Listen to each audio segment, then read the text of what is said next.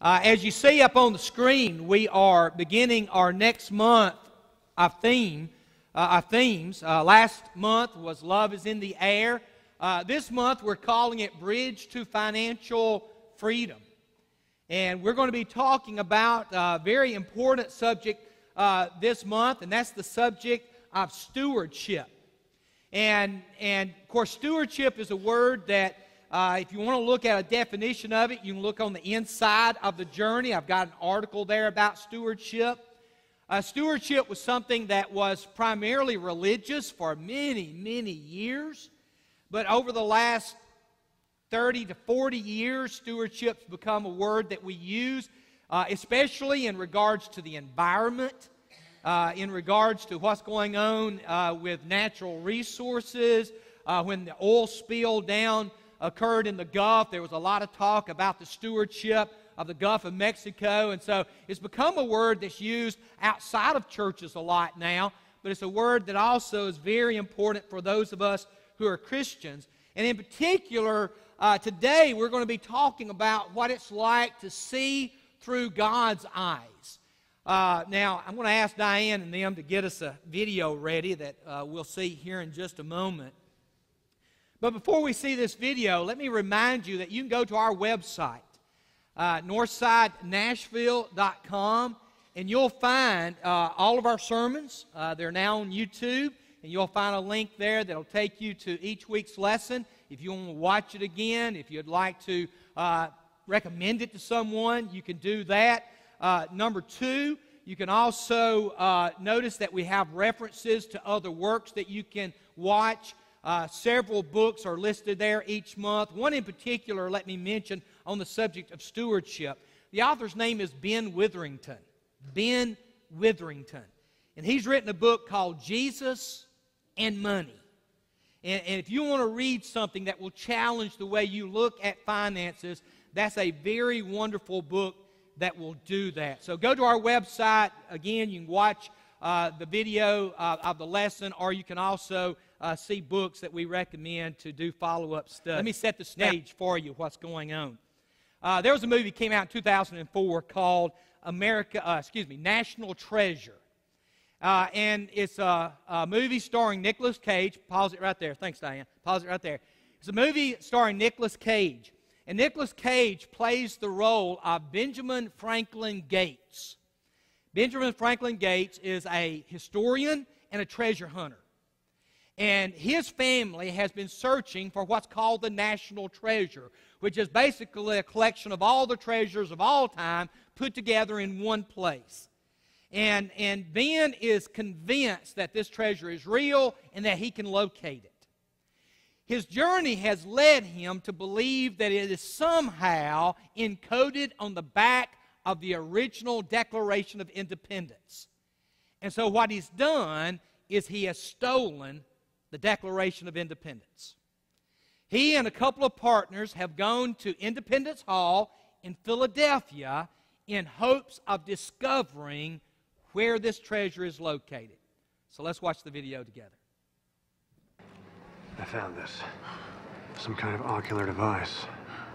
The vision to see the treasure past? Let me take this. Oh, they're like early American X-ray specs. Benjamin Franklin invented something like these. I think he invented these. So what do we do with them? We look through it. Here, help me.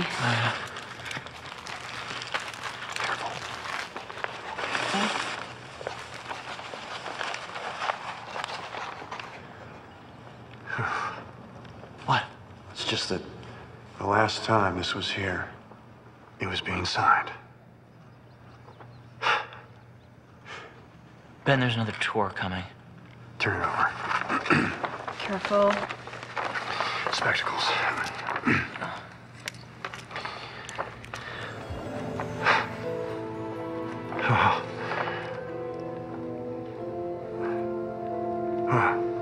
What do you see?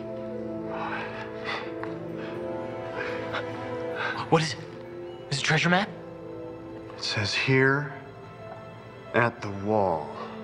Spelled with 2 E's. Take a look.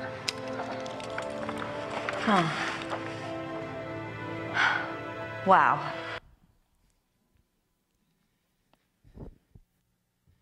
All right. Wow is right. You know, we can see with our eyes, but we can also see with our brains. In men's fraternity yesterday, we have a group that gather here each Saturday that's been gathering for several weeks now. And Robert Lewis, who is our teacher in men's fraternity, was talking yesterday about the difference between seeing through your eyes and seeing with your brain. And you say, Leslie, what do you mean? Well, you know, if you see with your brain, you see things very differently. For instance, spring is in the air. Now, when spring is in the air, what does Leslie Chapman see? Leslie Chapman sees flowers. I mean, that's what I see. I see tulips coming up. I see irises coming up. I see daylilies coming up. I see a garden ready to be planted. Spring is here. I see flowers. James Kelly, on the other hand, spring is here, and what he sees is, what, Kelly? Baseball, absolutely. I mean, he sees, you know, baseball caps and bats and gloves and time to go out to the field and play. March is here. Jimmy Whitman sees basketball. You know, it's time for March Madness. And so we all look at things, not just through our eyes, but also through our brains. And what I wanted to do, if I can get it, Diane, it's not, there we go, here it comes.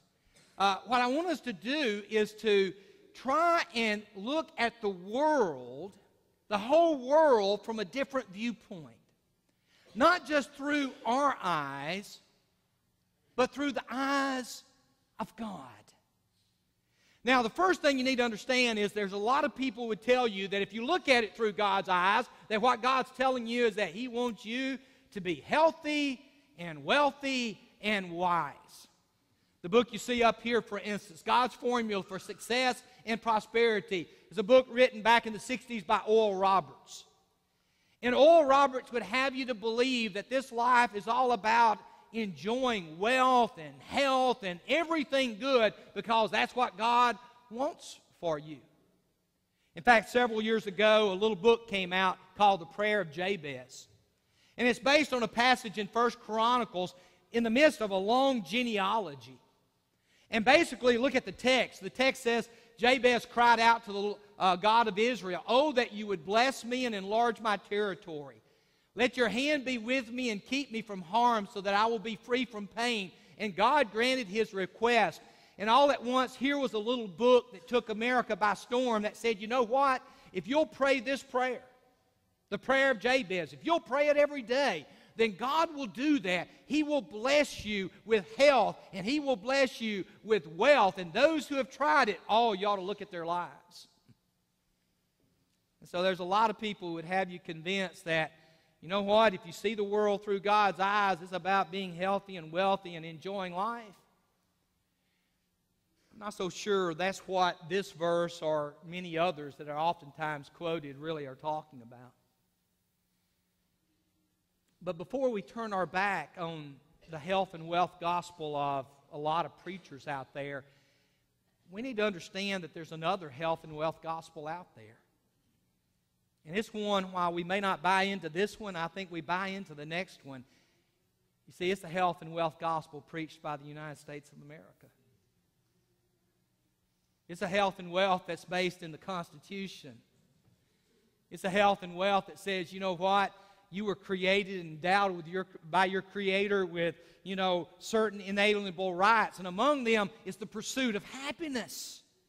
And boy, that's about being healthy and being wealthy and having whatever you want. And so oftentimes, while we may turn our back on the health and wealth gospel of televangelists, we will embrace the health and wealth gospel of many of our politicians. I want to suggest that what we need to do is to step back and look at life not through the eyes of some televangelist or some politician or some teacher at school or even a mother and father, but to look at life through the eyes of God. And if you'll let me use these glasses that quote-unquote Benjamin Franklin made, let me use them as a prop, if you would, this morning, and simply ask, how are you looking at 4 areas of your life? Are you looking at them the way the world looks at them, or are you looking at them the way God would have you to look at them? The first one is life itself. I mean, when you look at the life that you have, what do you see? What do you see time, your time, as being? You see, the way the world would have us to believe it is this right here. This is my life. This is my life. And I tell you, we grow up as teenagers. And as teenagers, we begin to try and pull away from mom and dad. We begin to seek independence. We want to find out what life is all about. And we finally graduate from high school and we go off to college.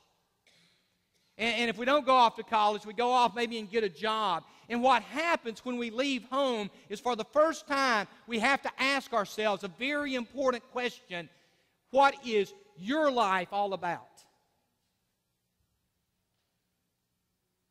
Boy, you go to a lot of college campuses in America today, they'd tell you, let me tell you what your life is all about. Your life is about partying.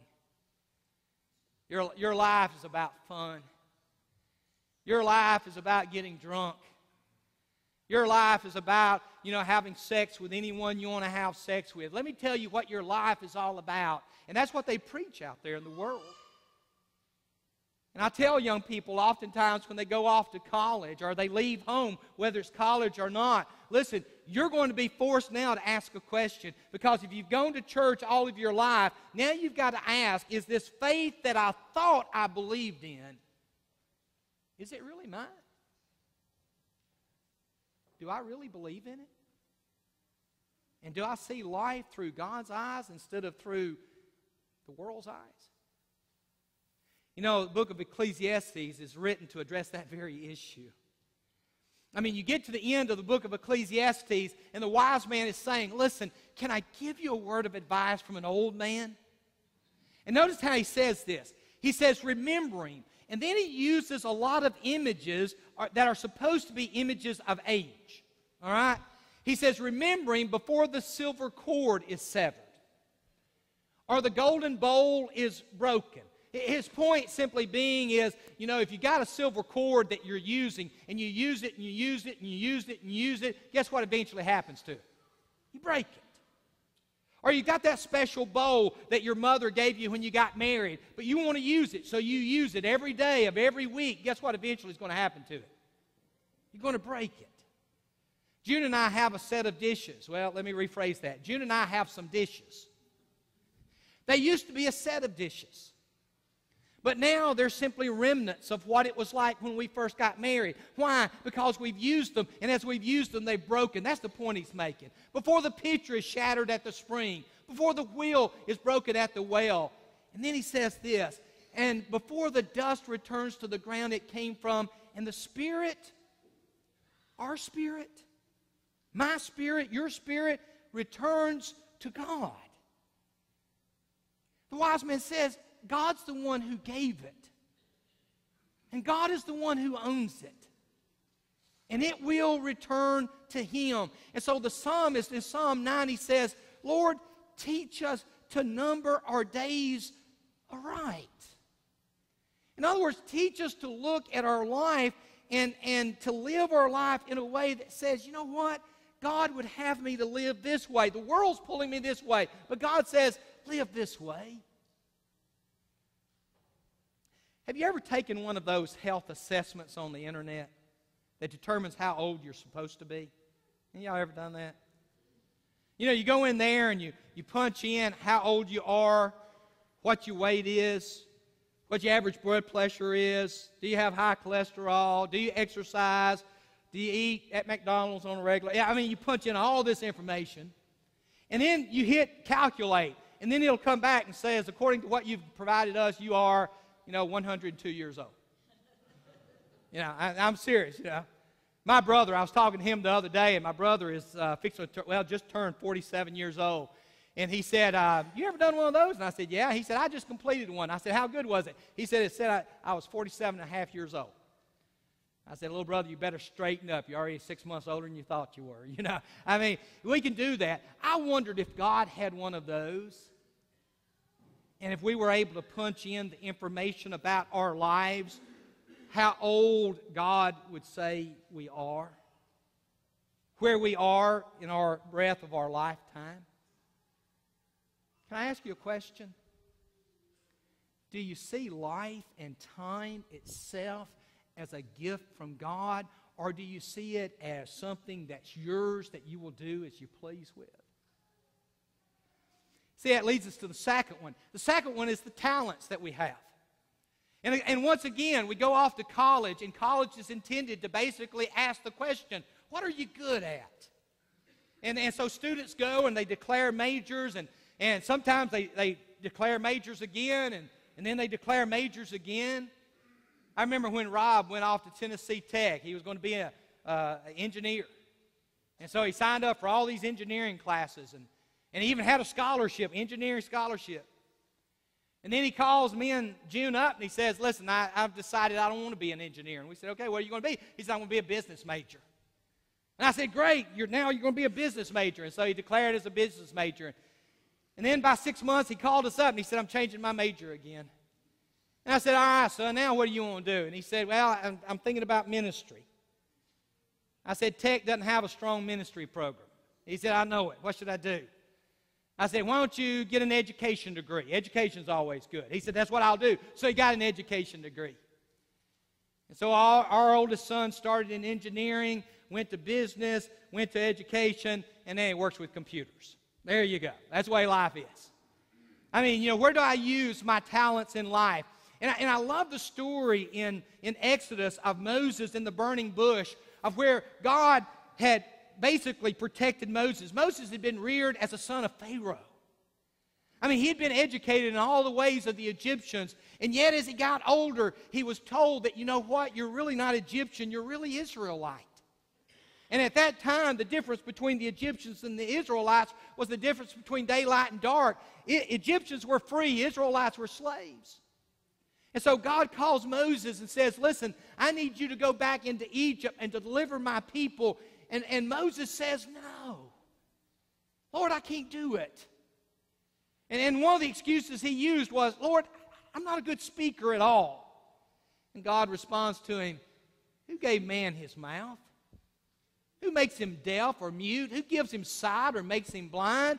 He says, Moses, do you think I'm not the one that does that? You think you could tell me that you're slow of speech and I'm the one who made you? And the point, of course, that he's making is that God is the one who created every single one of us. Have y'all ever noticed this passage in Psalm 139? I mean, here's the psalmist. I praise you because I am fearfully and wonderfully made.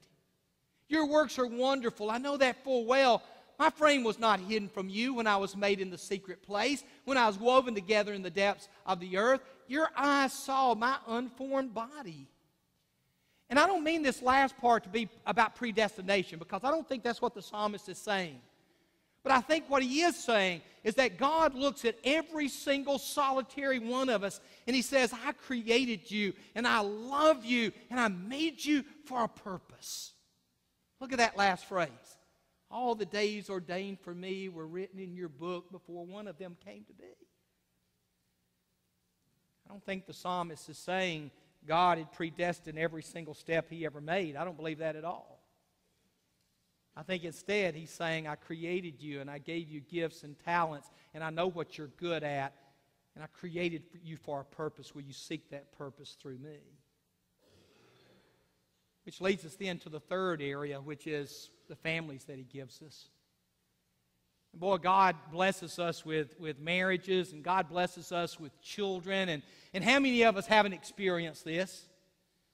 I mean, taking our kids to the ball fields and watching them play, and whether it's Little League baseball or basketball or soccer or, dance or, the list just goes on and on and on of things we want to get our kids involved in, Boy Scouts, Girl Scouts. And we go and we involve them in that. And God says that's good, but he says you need to remember something, though. Sons are a heritage from the Lord. Children, a reward from him. Do you know what a heritage is? June and I and June's sister went down a couple of weeks ago to June's mom's house to retrieve some things. And Rob had said to June, "Mom, I want a little book that Mom and Paul used to read me in." And so when we went down, June went to the bookcase and began to go through the bookcase and found that little book. And I called Rob up yesterday and I said, "Rob, we retrieved that little book you wanted."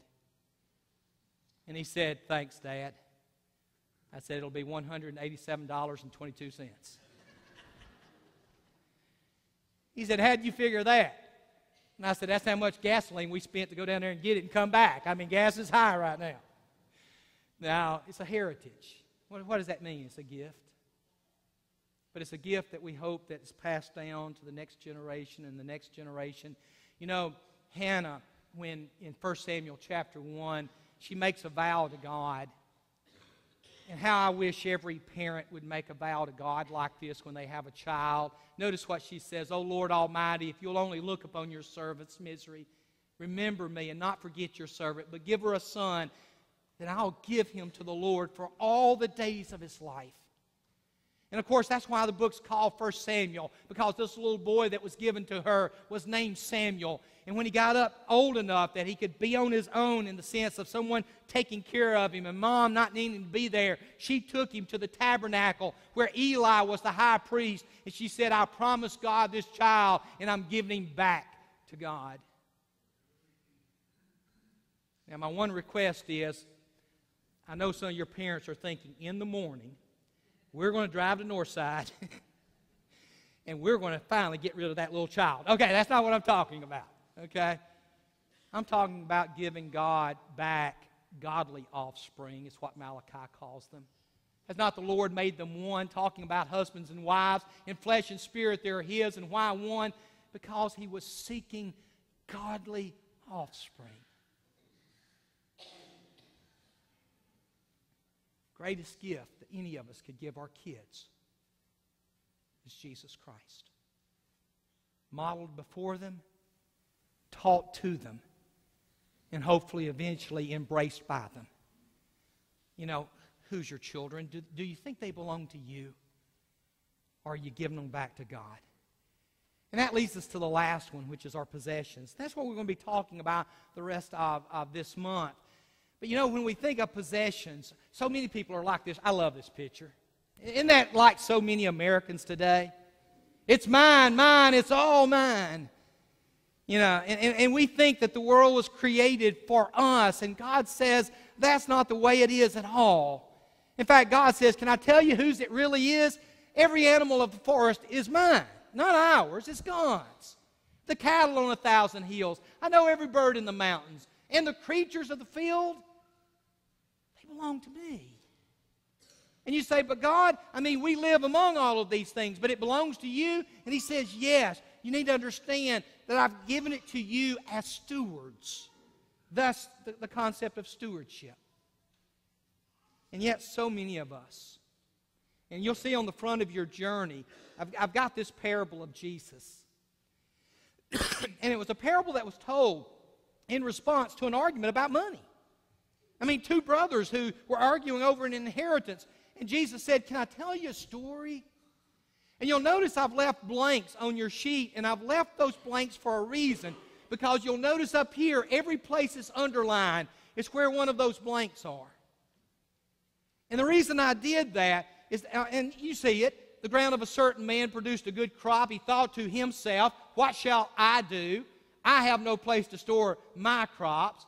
Then he says, "This is what I'll do. I will tear down my barns and build bigger ones. And there will I store all my grain and my goods. And I'll say to myself," I mean, you see the American dream. I mean, look at the next phrase. "You've plenty of goods laid up for many years. Take life easy, eat, drink, and be merry." That's the American health and wealth gospel.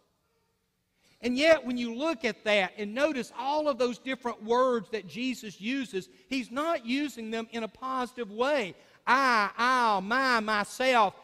In fact, Jesus says, "You want me to tell you the real word you need to hear? You fool. You fool. For this night this night your life's going to be required of you. Why? Because you thought it was all about you and not about me. I love this passage in Jeremiah. And again, don't read the word prosperity here, or word prosper, as financial in nature. That may be a part of it, but that's not what real prosperity is all about. Jeremiah, for I know the plans, this is God speaking, I know the plans I have for you, plans to prosper you and not to harm you, plans to give you hope and a future. Then you will call upon me and come and pray to me, and I will listen to you. You will seek me. And the most important part is this last part. I mean, God, when do we prosper? When are we blessed in life? We're blessed in life when we seek Him, and we seek Him with all of our heart. Have you sought Him with all your heart? Have you said, you know what, my time, my talents, my family, my possessions? I mean, we talk about my car, my house, my clothes. You ever notice none of that's true? You say, sure it is, Leslie. I got a deed to my house. It's my house. Go back 100 years ago, 100 years from now, and ask whose it is. You see, it won't be yours 100 years from now. I mean, the car you got, yeah, you may have a title to it. You may call it your car. In fact, we do in our family. I talk about June's car and I talk about my car. But guess what? 5 years from now, I guarantee you the car I'm driving won't be the car I'm driving now. It's temporary. It's all temporary. And God says, can you just see life through a special set of glasses that I'll give you, called the gospel of Jesus Christ? You say, okay, so I need to seek Him. Is it hard to find Him? No. In fact, God said, let me show you how easy it is. You just need to look up. If I am lifted up, I'll draw all men to me. Jesus wants to invite you into His kingdom. He wants to invite you into the most exciting life you could ever have, a life of blessing and prosperity, but not like the world promises, but like God promises. If you'll seek Him with all your heart, He'll welcome you with open arms. Have you ever accepted Jesus Christ as your Lord and Savior? If not, what are you waiting for? Jesus put it as simple as it could have been put as He was telling His disciples, you go and you teach all nations. And the ones that believe, you baptize them. You baptize them in the name of the Father and me and the Holy Spirit. And then after you baptize them, you teach them. You teach them how to live for me. If that's the life you've been seeking, the God who died for you is waiting for you to come to Him right now as we stand and sing.